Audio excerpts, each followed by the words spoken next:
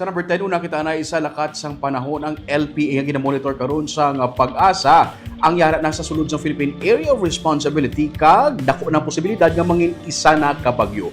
As of 2 p.m. subong adlaw, ining low pressure area nga yari sa 950 kilometers east and southeastern Luzon ang ginapaabot nga maging isa na kabagyo sa sulod ng 24 hours. May mataas na ining nga chance nga maging isa ka bagyo sa sulod ng 24 hours kag kun maging isa na kabagyo pagkatawgon ini nga Quiapo, as in Batang Quiapo with letter K.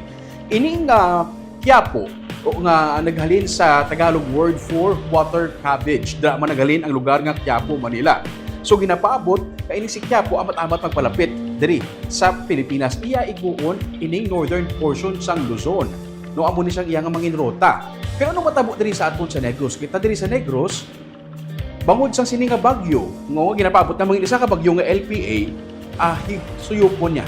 Ining aton nga habagat. Kaamo magadala sang pag-ulan diri sa may western nga portion, no? Sang Pilipinas, especially sa Visayas. Sumuulanon nga panahon na gina-expect diri sa Palawan, sa Western Visayas, pati na diri sa Negros Island region. So although malayo-layo ining bagyo nga gina-expect naton, no, malayo siya sa aton diri sa Negros, pero ginapaabot nga mangin maulano ng panahon dalaya sang hangin nga habagat.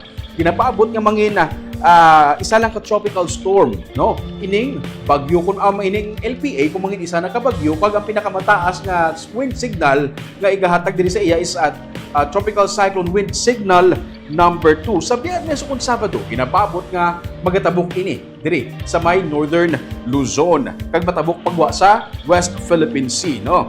So expect naton nga sa sini mga adlaw mangin mabaskog ang ulan towards the weekend diri sa aton sa Western Visayas kag sa Negros Island region.